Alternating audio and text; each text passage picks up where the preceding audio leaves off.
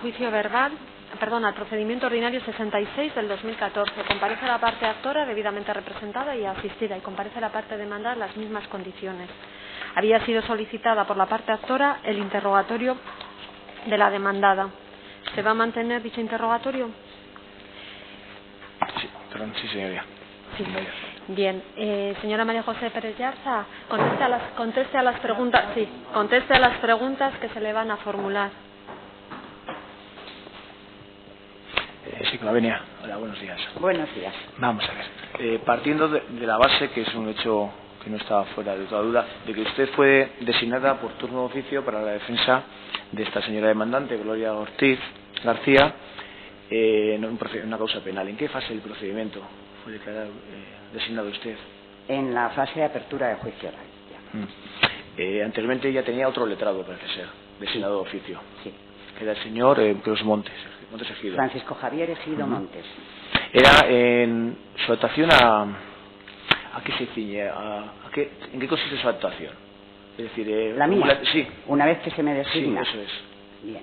Como se ha abierto el plenario, está ya para celebración de juicio oral, al haber cambio de letrado, la ley de enjuiciamiento criminal obliga al tribunal a dar cuenta y traslado de todas las actuaciones al nuevo letrado designado, para que corrobore o realice nuevo escrito de defensa. ¿Y usted realiza nuevo escrito de defensa? Yo confirmo el escrito de defensa de mi antecesor. Vale. Presento escrito de defensa. ¿Sí conoce el motivo de la sustitución del letrado? Sí, bueno, yo conozco lo que el letrado antecesor me explicó de la renuncia de esta señora a su defensa. ¿Y cuál es el motivo? El motivo era la estrategia de defensa que tenía pensada el señor Ejido. Pero parece ser que ella no estaba de acuerdo. Y la estrategia de defensa luego sigue, usted, por el motivo que sea, sigue la misma línea de defensa. Yo hablo con el señor Ejido en 2 ocasiones y tengo la misma impresión, percepción e idea tras leer la instrucción y ver toda la causa, examinar toda la causa y las conversaciones con el señor Ejido. Tengo idéntico criterio que el señor Ejido. ¿Se entrevista con la señora Gloria Ortiz? Me entrevisto con la señora. Esta señora ha afirmado en numerosas ocasiones que al hacerse cargo de defensa, usted le manifiesta literalmente que había sido nombrada de oficio y que las pruebas las tenía que buscar ella, la defendida. Perdón, no lo he entendido. En varias ocasiones el señor nos ha manifestado que literalmente, en la entrevista que tienen ustedes, le dice que había sido nombrada de oficio y que las pruebas las tenía que buscar ella, que ella se tenía que buscar las pruebas. ¿Es cierto o no es cierto? Así en general. Sí, así en general. La pregunta me la dice usted así en general. Sí, le estoy preguntando exactamente eso. Yo la literalidad no la recuerdo porque... o el general o el concepto, la idea. Bien. Eso es. Como le digo, la estrategia de defensa de mi antecesor y mía era una que no es la que acepta la defendida. Con lo cual, evidentemente, hay que seguir la defensa que la defendida obliga a hacer.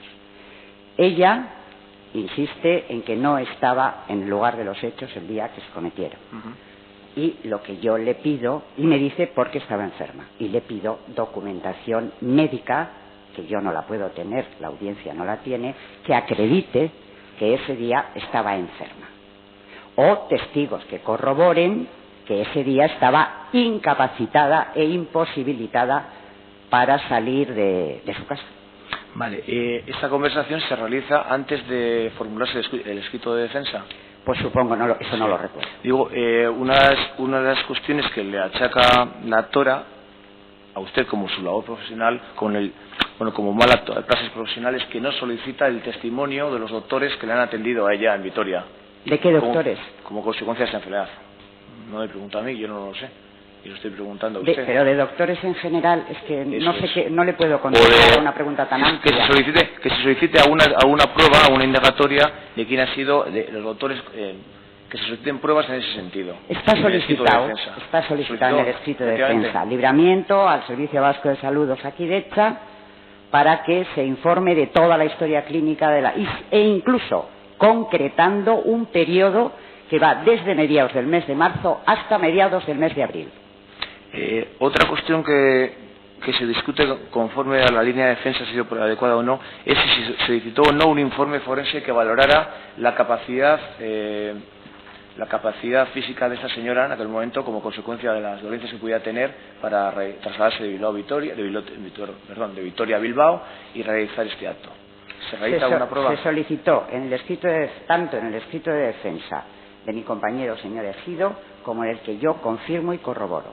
Y de hecho se realizan 2 pruebas periciales forenses a la señora Ortiz en la audiencia. Entiendo que las pruebas periciales forenses iban en la línea de la articulación de defensa del estado de salud mental de esta señora. No solo. Si usted lee el escrito de defensa, se dice que a la clínica forense o al perito designado de la clínica forense habrá de proporcionársele la información que Osakidetza haya remitido sobre las dolencias o patologías, o si en ese tiempo que le digo que dice que estuvo siendo tratada terapéuticamente estaba imposibilitada. Eso aparece en los 2 escritos de defensa. Sí, parece que otra de las líneas de defensa que le reclamaba la defendida era, se trata del delito, es un incendio en una casa habitada, debe hacerse de una casa que viene de un conflicto testamentario, ¿es cierto? Era alrededor de esto giraba la cuestión. Bueno, el conflicto testamentario yo lo desconozco, lo sé porque las acusaciones particulares insistían en esa cuestión.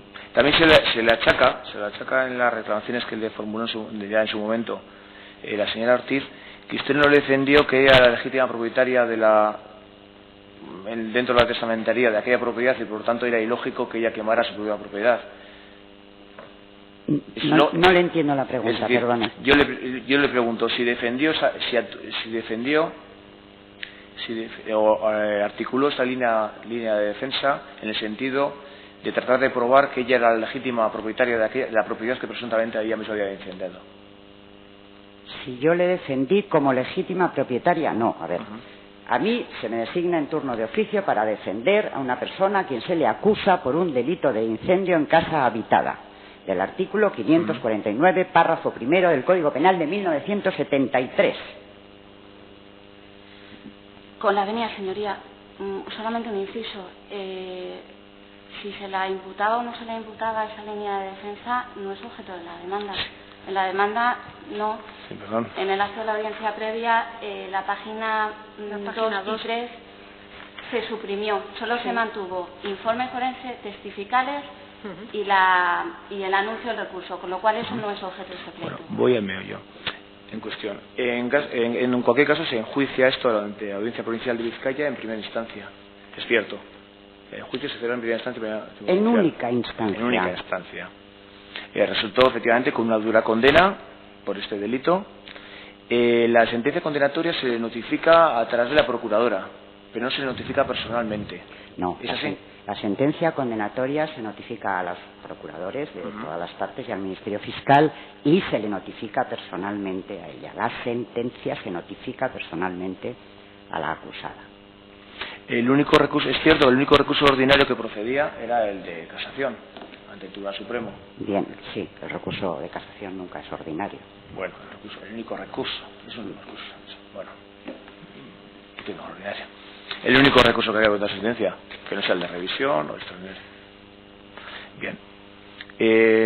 El hecho es que no se anunció el recurso de casación en plazo. ¿Es cierto o no es cierto? No, no es cierto. Mire, cuando se dicta la sentencia condenatoria en el procedimiento abreviado por la audiencia, se notifica a las partes y personalmente a la condenada, como así lo exige la ley de enjuiciamiento criminal, y las 2 acusaciones particulares presentan un escrito solicitando complemento de la sentencia, porque la sentencia no estableció si estaban incluidas en la condena la condena en costas a la condenada por la comisión del delito. Ambos escritos de complemento se resuelven por la audiencia en sentido positivo, es decir, se le condena además al pago de las costas procesales relativas a la acusación particular, auto que agrava la condena. Y ese auto se notifica a los procuradores de las partes, se notifica al Ministerio Fiscal y se notifica representaciones procesales de las acusaciones particulares y a la procuradora representante de la señora Ortiz. Y no se notifica personalmente a la señora Ortiz. Y yo entendí y sigo entendiendo que el auto de complemento no es solo una aclaración de un error aritmético, es un auto de complemento por imperativo de la Ley de Enjuiciamiento Criminal, tiene que notificarse personalmente a la persona condenada, máxime cuando es una agravación de condena. Yo creo que la interpretación del artículo 160 de la Ley de Enjuiciamiento Criminal es extensa, prolífica y contundente. Así lo entendía y lo sigo entendiendo. La realidad parece ser que no fue así, que la audiencia provincial no lo entendió así y determinó firme la sentencia. Es un hecho cierto. Firme y ejecutoria. Es cierto también. Y que efectivamente se ejecutó. Y se le puso a esta señora en busca de captura y se produjo su ingreso en prisión. En busca y captura se le puso porque no se presentaba, no en esa ocasión. A lo largo de la instrucción y a lo largo del plenario hay multitud de incomparecencias a llamadas judiciales de la audiencia e incluso hay multitud de requerimientos de la audiencia de apercibimientos de ser conducida detenida. ¿A usted le consta que esa señora, como consecuencia de que su prisión, perdió la custodia de los hijos menores de edad? No, no me consta. Esta señora había perdido la custodia de sus hijos con anterioridad al procedimiento penal. No, se confirmó con la sentencia. Disculpe. Es decir, no pudo recuperarla. Es cierto. Yo eso no lo sé. Yo sus cuestiones filiales las desconozco. Pero, bueno, por último, para terminar. Entonces, es cierto que a usted le consta que desde entonces la señora Gloria Ortiz está por todos los medios legales posibles tratando de, por lo menos, limpiar su nombre y reclamar contra todas aquellas personas que considera responsables de lo que considera ya una injusticia las responsabilidades que corresponden. Es decir, que no es la primera demanda que existe en este sentido. Esta es igual frente a usted, pero a usted le consta que le han llegado más reclamaciones y que la señora Ortiz ha interpuesto más reclamaciones por esos hechos. Yo lo sé en este proceso. En este proceso he sabido, a virtud, a medio de los medios probatorios solicitados por mi representación, que ha habido procedimientos en un juzgado contencioso administrativo en el Tribunal Superior de Álava. Me consta que ha habido, claro, como yo sí he visto toda la causa penal en la audiencia provincial, he visto la multitud de escritos reclamando responsabilidad del fallecido don José María Lidón, ponente del proceso penal, de doña María Jesús Erroba, ambos fallecidos, y ahora en este momento está instando una reclamación frente a don Juan Mateo Ayala, que como todo el mundo sabe es el presidente de la Sala Segunda de la Audiencia Provincial de Vizcaya. Vale. ¿Le consta a usted que se hizo cargo a continuación de la sentencia condenatoria, se hizo cargo de su defensa voluntariamente de don don Manuel Maisunabe Jiménez? Hay escritos en el proceso firmados en el proceso. Desde ese momento usted deja de participar en el caso. Evidentemente, claro. Y por último, ¿nunca tuvo una reunión con ella para tratar de aclarar esas circunstancias sobre la defensa? ¿Qué circunstancias? Las circunstancias de su defensa, por qué había ocurrido el problema con el recurso de casación. Digo, aclarar si era una cuestión de discusión jurídica, de tipo jurídico, y dónde podía estar el error, si en usted o en la audiencia provincial o en otro motivo. Hombre, en mí no, con ella no tuvo una reunión. Yo no he cometido ningún error. Bueno, pero y tampoco tengo capacidad para saber si la audiencia provincial, el tribunal sentenciador, ha cometido un error. Sinceramente creo que no. Vale, entonces. ¿Alguna pregunta por la letrada? Sí, con la venia, señoría. Para ir aclarando alguna que otra cuestión. Cuando usted fue designada por turno de oficio, hemos oído que habló usted con el señor Egido Montes. Sí. ¿Podría explicarnos cuánto y cuántas veces habló con él? Hablé con él cuando recibí la designación en turno de oficio y la audiencia me trasladó la causa para que se iniciaba el cómputo del plazo para calificar. Naturalmente, al ver que había un letrado a que se había renunciado y que había propuesto ya el escrito de defensa, me puse en contacto con él, previo a entrevistarme con la señora Ortiz. Y en una segunda ocasión, una vez que ya me entrevisté con la señora Ortiz, a la vista también de toda la instrucción y para ya llevar a cabo el escrito de defensa, tenía que aunar criterio con el letrado anterior. Era una cuestión lógica, tener que aunar el criterio y saber cuáles eran los motivos por los que el señor Ejido había hecho ese escrito de defensa y cuál era su impresión respecto a la imputabilidad o no de la señora Ortiz. Muy bien, hemos estado escuchando hablar de estrategia, pero no se ha definido. ¿Podría usted explicar cuál había sido el planteamiento para llevar la defensa y qué ocurrió cuando se entrevistó luego con la señora Ortiz? Vamos a ver, en una defensa penal hay dos maneras de encarar la defensa. Una es, dependiendo naturalmente, con el defendido, claro. Uno tiene que estar de acuerdo absolutamente con el defendido.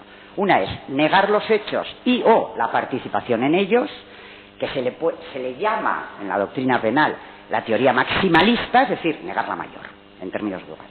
Y otra es, a la vista de la prueba ya instruida y obrante en la causa de la acusación, tanto pública como particular, a la vista de las pruebas y ante la evidencia de la contundencia, intentar abogar por circunstancias modificativas de la responsabilidad. Y así se encaran las defensas, y esta no era distinta. En este caso, por lo menos yo lo que pretendía era solicitar la circunstancia modificativa de la responsabilidad del número primero del artículo 8 o como eximente incompleta o como atenuante cualificada del número 1 del artículo 9. Siempre hablo del Código Penal de 1973, claro, porque es hace muchos años, no del actual. Para ello, y en consonancia con el escrito de defensa de mi antecesor, que había aportado en su escrito de defensa un informe psicológico de la psicóloga señora Figueredo, en el que sí que se veían rasgos que podía dar lugar a un ahondamiento en una exploración ya psiquiátrica y por médico psiquiatra, mi estrategia pasaba por hacer un informe psiquiátrico y abogar en la defensa por una circunstancia modificativa de la responsabilidad. La señora Gloria Ortiz consideraba que ella no había intervenido en el hecho. Claro, ella no aceptó esa línea de defensa. Entonces, ni al señor Ejido, que por eso renunció a él, ni la que yo pretendía, que era igual. Dijo que no. Entonces, ¿qué tuvo que hacer usted? ¿Solicitar a Osakidetza? Entiendo que es por lo que solicita Osakidetza. ¿Qué giro tuvo que hacer en su estrategia al no ser aceptada? Como ella negaba la participación en los hechos y su concurrencia en el lugar de los hechos ese día, claro, yo le digo que que tendrá algún documento médico que acredite que ese día estaba imposibilitada de todo. ¿Y en la instrucción no había nada sobre ese aspecto? En la instrucción no había nada. Entonces, le digo, o testigos, quiero decir, uno si está en su casa en Camao puede tener personas, testigos, y entonces eso habría sido una prueba nueva con la que no se había contado con anterioridad. El único documento del que se ha dispuesto que pueda relacionar una enfermedad de la señora Ortiz con este proceso es el documento emitido de una asistencia en urgencias de la doctora, creo que se llama San Jorge, Begoña San Jorge, en el que dice que asistió a la señora Ortiz la noche del 26 al 27 de marzo por un proceso de amigdalitis. Ese documento ya se tiene en cuenta en la sentencia porque el señor Lidón, que era el ponente, lo recoge en su sentencia. Dice que ese documento no acredita en absoluto que la señora Ortiz no podía estar el día de los hechos allí, que podía perfectamente, lo dice el magistrado en la sentencia. Es decir, no le mostró ningún informe. ¿Le habló de algún doctor que la hubiera atendido al que pudiera...? No. ¿Ese fue el motivo por lo que el oficio Osakidetza era tan amplio, que pedían consultas, análisis, informes, etcétera? Claro, se pedía de todo circunscrito a un periodo de tiempo, que era mediados de marzo, creo recordar, a mediados de abril, que así recogía lo que hubiera sido con anterioridad al día de los hechos y con posterioridad. Muy bien. Pasando ya a la imputación sobre el recurso de casación. Usted nos ha dicho que considera que estaba presentado en plazo porque no había una notificación personal. ¿Acudió a la audiencia a comprobar que efectivamente no se había notificado personalmente a la señora? Efectivamente, al notificárseme a mí, a la representación procesal quiero decir, el auto de complemento, yo voy a la audiencia y veo si lo han remitido, ya han recibido la notificación por parte de la señora Ortiz. Pero tengas en cuenta que localizar a la señora Ortiz era francamente complicado. Yo tenía una dirección, un domicilio, que era el que me facilita el Colegio de Abogados en la designación, que se lo ha facilitado el tribunal que le ha solicitado la designación, que era en Vitoria, y se le mandaban las notificaciones por correo. Ante la imposibilidad, y yo veo que no se lo han notificado, no obstante, presento el recurso, el anuncio del recurso, lo presento ad cautelam y para protegerle, pero eso es un hábito, es una cuestión habitual en los abogados, es decir, en este proceso y en cualquier proceso de primera instancia se presenta muchas veces el recurso de apelación se anuncia y luego se retira. El problema ahora sería el de las tasas, pero es un proceso penal, y entonces no existían tasas. Pero la cuestión está en que yo lo presenté ad cautelam por proteger los derechos de la señora Ortiz. Y la realidad es que no se le notificó personalmente. Con lo cual considero que no estaba fuera de plazo. Porque la audiencia que le remitía exhortos a la señora Ortiz para... Un exhorto a Vitoria, que es el domicilio que la audiencia tenía y yo también, era el domicilio que teníamos. Vale, o sea que ante el miedo de que lo hubieran notificado... Claro, y no el plazo es muy llegado... corto, son 5 días, entonces si lo hubieran notificado no puedo estar todos los días yendo a la audiencia a saber si le han notificado, entonces... Porque teléfono de contacto de la señora Ortiz no la facilitó. Todo lo nunca. hacíamos por carta, a ese domicilio. Vale. Usted presentó un recurso de casación bastante amplio, ¿no? ¿Por qué? Claro, pues en la situación en la que me encontraba, y al hacerlo ad cautelam, tengo que presentar por infracción del artículo 849, que es uno de los motivos de impugnación y de que pudieran admitir el recurso, por vulneración del artículo 24 de la Constitución, claro, no hay nada más amplio. Y en segundo lugar, por error en la valoración de la prueba. Y por eso se presentó con esas dos impugnaciones, con esos dos motivos de impugnación de la sentencia. En la demanda se dice que usted la comentó a la señora Ortiz que había posibilidades de éxito del recurso de casación. ¿Puede decirnos si eso es cierto? ¿Se lo comentó? Si en su opinión profesional tenía o no tenía avisos los dos planteamientos que usted había hecho. No, nunca dije que ese recurso o que ese recurso o cualquier otro tuviera posibilidades de prosperar en el Tribunal Supremo. Por dos razones. Una, porque yo nunca iba a ser, yo soy designada de oficio, nunca iba a ser la letrada que iba a formalizar el recurso de casación ante el Tribunal Supremo. El letrado sería el que el Colegio de Abogados de Madrid designara, incluso ese primero podría estimar que era insostenible la pretensión, se nombra un segundo, si éste mantiene la insostenibilidad, terminaría teniendo lo que presentar el propio Ministerio Fiscal. Y si así todo el Ministerio Fiscal considera que era inviable, es decir, que no hay causa de admisión del recurso, debería ella haber designado un abogado de libre designación, valga la redundancia. Bien. Por ese motivo, nunca pude yo decir que era prosperable si yo no lo iba a formalizar. Yo puse los motivos anunciando, simplemente. Y en segundo lugar, por mi experiencia profesional y por todos los que estamos en esta sala, el recurso de casación es un recurso muy tasado y con la vulneración del artículo 24 de la Constitución, es doctrina más que consolidada del Tribunal Supremo, que la vulneración de dicho precepto constitucional solamente se admitiría cuando hay una total ausencia de prueba en el proceso que ha dado lugar a la sentencia que se impugna, que no es el caso. En este caso hubo actividad probatoria sobrada. Y en cuanto al error en la valoración de la prueba, también es doctrina consolidada del Tribunal Supremo hace muchísimo tiempo, que el Tribunal Supremo no puede entrar a valorar, por ejemplo, si parte de la prueba principal de cargo son declaraciones testificales, porque el Tribunal Supremo no es fiscalizador del proceso de inmediación que el Tribunal Sentenciador ha podido tener en el interrogatorio de los testigos, que es este caso. Y en última instancia, porque una de las causas primeras de inadmisión de un recurso de casación penal es combatir los hechos probados. Si se combaten los hechos probados, no lo admiten. Nunca admite el Tribunal Supremo. En la sentencia que se dictó y por la que se condenó a la señora Ortiz, porque usted ha dicho que la estrategia era decir que la señora Ortiz no había estado en ese lugar. Sin embargo, en la sentencia podemos ver cómo usted hace un giro y alega o no eleva a definitivas las conclusiones, sino que solicita que también haya una eximente, varias subsidiarias. ¿Por qué motivo era? ¿La prueba era tan contundente como para tener que hacer ese giro? ¿O los testigos? No sé, ¿usted estuvo en ese procedimiento? ¿Usted la inmediación, oralidad?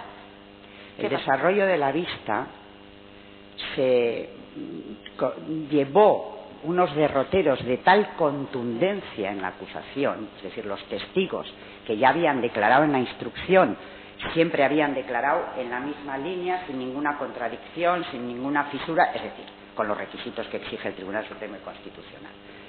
Y en el plenario la contundencia fue de tal calibre que yo, que estaba sola, claro, era la defensa, yo estaba sola, claro, evidentemente, y como así debe hacer un abogado de la defensa, tiene que ir modificando conforme vaya desarrollándose el procedimiento. Esto en un procedimiento penal se nota muchísimo más que en un civil. Y en este caso, cuando el magistrado ponente da traslado a las acusaciones y a la defensa para elevar las conclusiones a definitivas, yo modifiqué las conclusiones.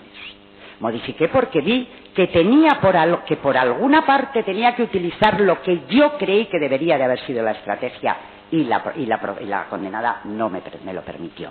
Y se pidió dos alternativas. Una, que se le condenara como autora de un delito, creo recordar que del artículo 550, párrafo primero, por la cuantía de los daños incendiados. Si no excedía de 25.000, la pena era menor. Y además aplicando la eximente primera del 9 en relación con la primera del 8. Y alternativamente solicité que fuera del 549 segundo, que es, aunque fuera casa habitada, que ella no conocía que era casa habitada, y con idéntica circunstancia modificativa de la responsabilidad. Eso lo hube de hacer como consecuencia del desarrollo de la vista, que venía a corroborar con más contundencia si cabía, pero bueno, el plenario es por decirlo así, el acto estrella y rey de todo el proceso penal. Lo tuve que hacer para extremé la defensa de mi defendida, teniendo que modificar las conclusiones. ¿Todos los testigos la situaron en el lugar de los hechos? Todos los testigos la situaron en el lugar de los hechos. No hay más preguntas, señoría. Bien, pues muchas gracias. Si quiere puede sentarse. Verificada la prueba de interrogatorio, procedemos con las testificales solicitadas por la parte actora. Que pase el testigo, señor don Manuel Mazunave.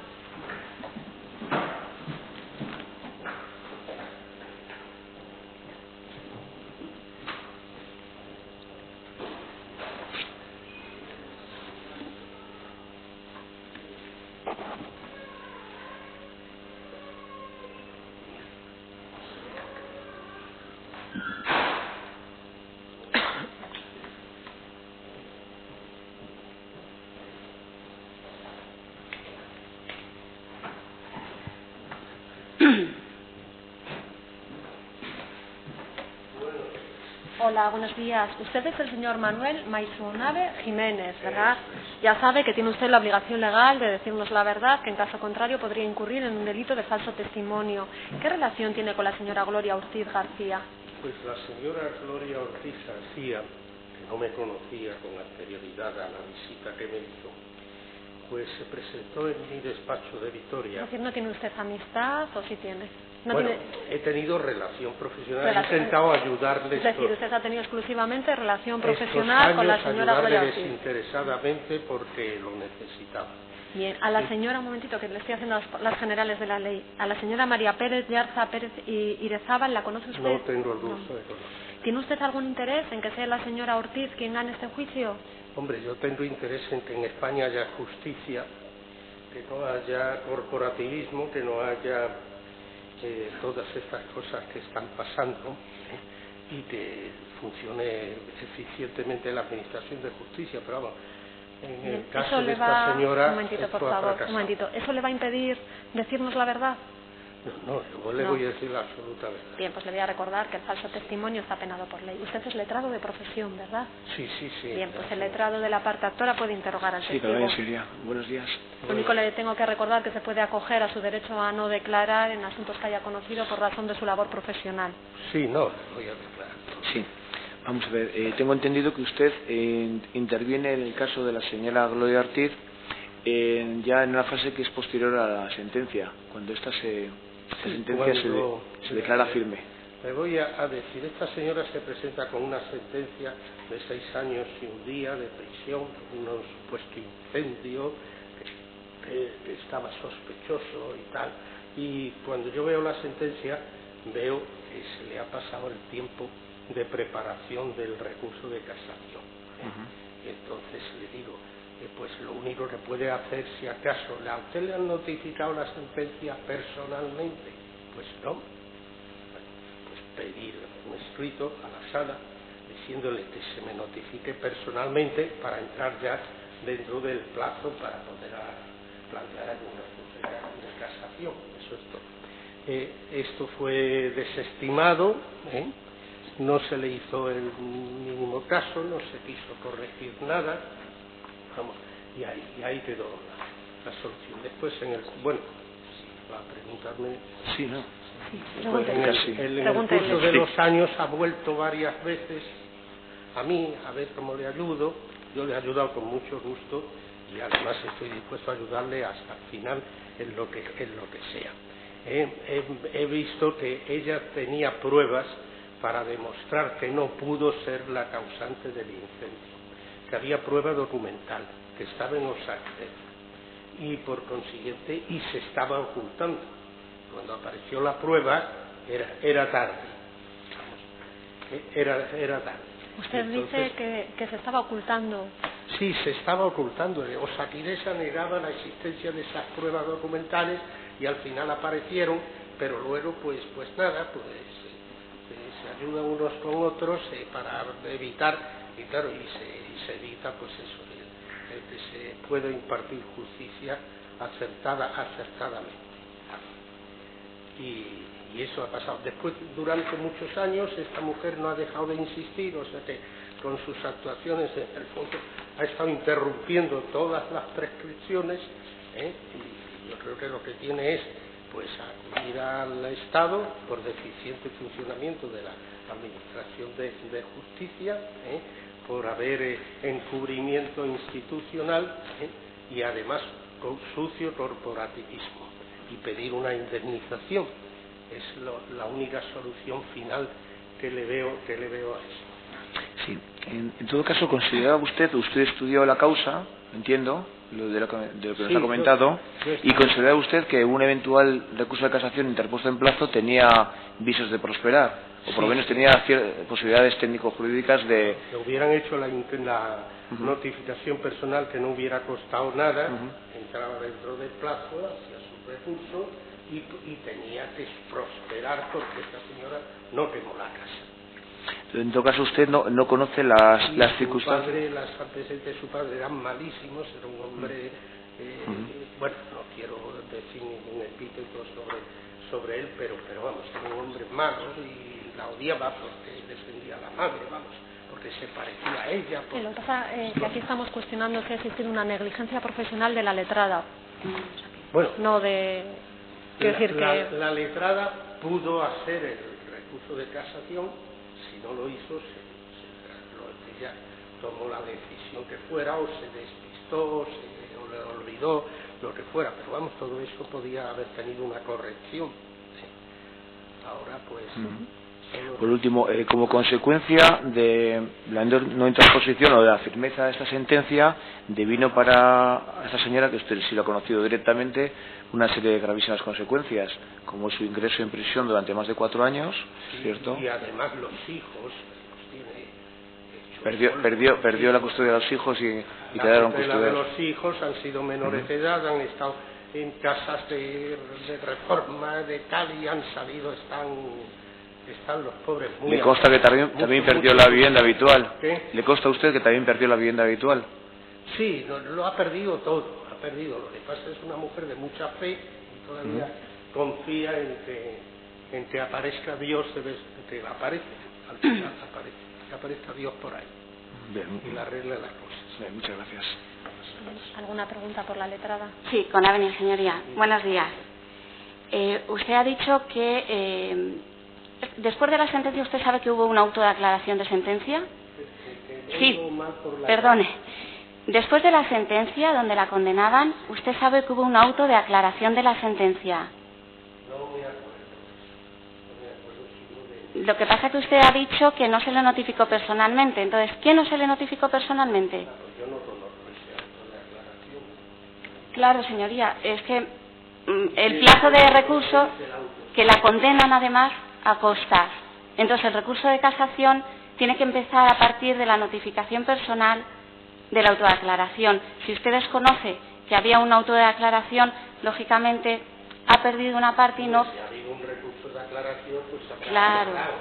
Ahora, lo que no sé si se ha aclarado bien o se ha seguido encubriendo. Claro, o sea que usted no puede saber o no puede afirmar que la letrada cometió un error en interponer el recurso de casación fuera de plazo. No fue atendida la petición de notificación personal. Y es más, lo único que recuerdo te dijeron que no. No me acuerdo ni de aclaración ni de nada de eso. Y ahora el auto si existe, pues se podrá ver. Claro.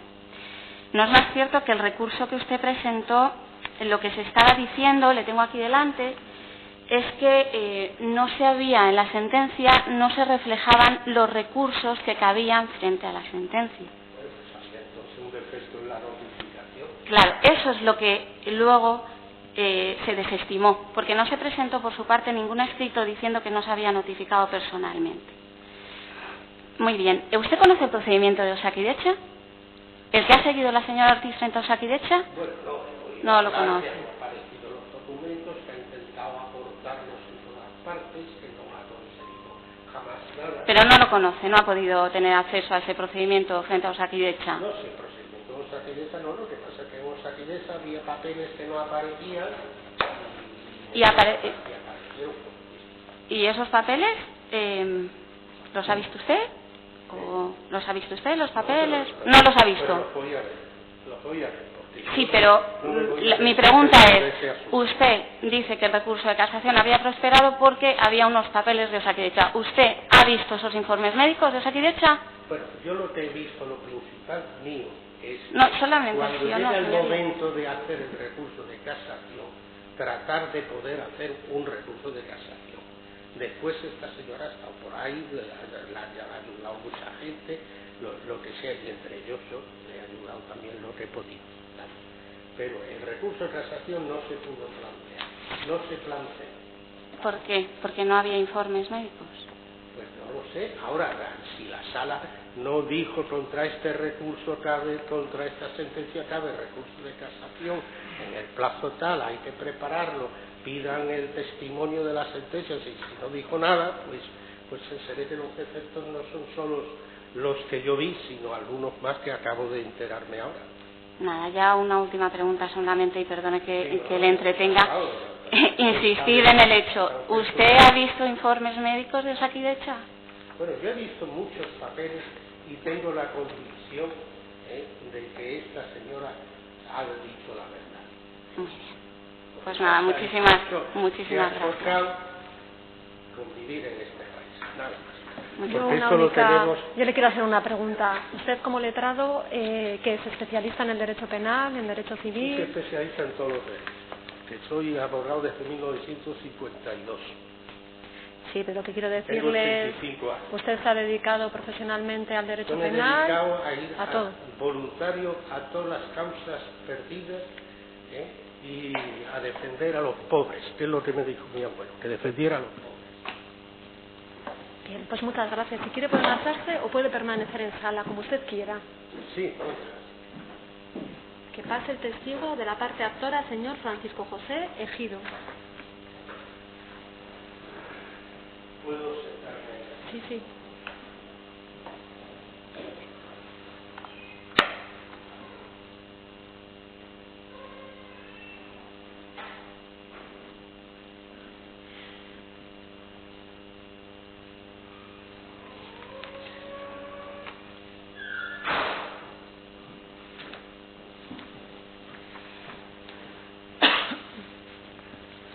Hola, buenos días. Usted es el señor Francisco José Ejido Montes. Francisco Javier. Francisco Javier, perdón. Ya sabe que tiene usted la obligación legal de decirnos la verdad, que en caso contrario puede incurrir en un delito de falso testimonio. ¿Qué relación tiene con la señora Gloria Ortiz García? Fue mi cliente en un procedimiento penal. Bien, ¿ha tenido usted o ha tenido enemistad o alguna...? No. No, a la demandada la conozco por compañera de profesión y a Gloria Ortiz la conozco por aquella relación de cliente-abogado. Bien, ¿ha tenido usted alguna reclamación por parte de la señora Gloria Ortiz García? Tuve una denuncia en el Colegio de Abogados. ¿A usted le da igual quién gane este juicio o prefiere que lo gane? ¿Le da igual quién gane este juicio? Sí, no tengo ningún interés en quién pueda ganar ese ganar. Pues le voy a recordar que el falso... Con la venia, antes de declarar, quisiera que se me dispense de mi obligación de secreto como abogado mi cliente que hubo en aquellas fechas de declaración, por si acaso, para evitar problemas de futuro. Vale. Señora Gloria Ortiz García, ¿le dispensa de la obligación de secreto al señor Francisco Javier Ejido para que pueda declarar? Bien, ¿le está usted dispensando, por tanto? Bien, pues le voy a recordar que el falso testimonio está penado por ley. El letrado puede interrogar al testigo. Sí, Colbert, señoría, buenos días. Vamos a ver, parece ser que usted fue designado inicialmente para la defensa penal en esta causa de la señora Ortiz y en un momento dado se renuncia a su defensa. La clienta renuncia a su defensa por los motivos alegados. ¿Me voy a explicar? Sí. ¿Son discrepancias en la defensa o otro motivo? Inicialmente me tocó en turno de oficio la defensa de la señora Gloria Ortiz. Planteé la defensa en los términos que consideraba los más adecuados, entre ellos una de las cuestiones que yo planteaba y además lo pacté con ella en su momento era el buscar una inimputabilidad porque consideraba que había un motivo de inimputabilidad, no sé si total, parcial o alguna parte, pues porque había algún problema psicológico. De hecho, en su día ella fue a un psicólogo por indicación mía y ese psicólogo emitió un informe que se aportó al procedimiento penal. Después, más adelante, ella discrepaba de esa línea de conducta, esa línea de defensa, me vino a plantear que le otorgase la venia a favor de un abogado, Chema Montero. Le dije que no tenía ningún inconveniente en otorgar la venia al señor Montero, lo que sí consideraba era que se debían abonar mis honorarios como letrado porque era abogado de turno oficio, pero no de justicia gratuita. Entonces, en aquel momento, ella presentó alguna reclamación en el juzgado renunciando a mi defensa. Yo no tuve ningún inconveniente y de hecho, bueno, pues al final le dieron la defensa a otra compañera. Sí, respecto a lo que conocía que el procedimiento, una de las líneas de defensa que le apuntaba esta señora era la imposibilidad de haber actuado, es decir, que ella no estaba en el lugar de los hechos en el momento que ocurren por un motivo de enfermedad. ¿Usted conoce? ¿Y usted conoce si ella le planteó ya cuando usted se ocupaba de su defensa, sí, como una de las líneas posibles de defensa, la imposibilidad de haber sí, intervenido en los hechos, puesto que estaba en otro lugar, estaba en Vitoria, sí, y no podía haber acudido a Bilbao? Me dijo a mí que estaba en un tema de médicos o alguna cosa así, y de hecho en la prueba que yo solicité, porque el problema es que en los testigos hubo bastantes testigos que le reconocieron a ella como que estaba en el lugar de los hechos. Entonces yo en las pruebas que planteé en su momento solicité porque no había una relación, bueno, no exactamente, había asistido a algún médico algunos días antes y decía que había estado en el médico y bueno, de hecho se pidió a Osakidetza para que informase si efectivamente había estado y dejaba de estar, pero no hubo más documentos, que decir, es que era... ¿Usted formalizó un escrito de defensa? Sí. Y en ese momento deja la defensa, entiendo, a continuación. No, yo formalicé el escrito de defensa y a partir de después, no puedo decir, estamos hablando del año 90 y tantos, o sea que a partir de haber presentado el escrito de defensa fue cuando ella me planteó inicialmente la venia a favor del señor Chema Montero y a partir de ahí es cuando ella presentó un escrito o hizo alguna reclamación, no me acuerdo muy bien cómo fue, pidiendo que se cambiase el abogado y de hecho yo pues, contesté que no tenía ningún inconveniente, obviamente. No, las preguntas. ¿Alguna pregunta por la letrada? Sí, con la venia, señoría.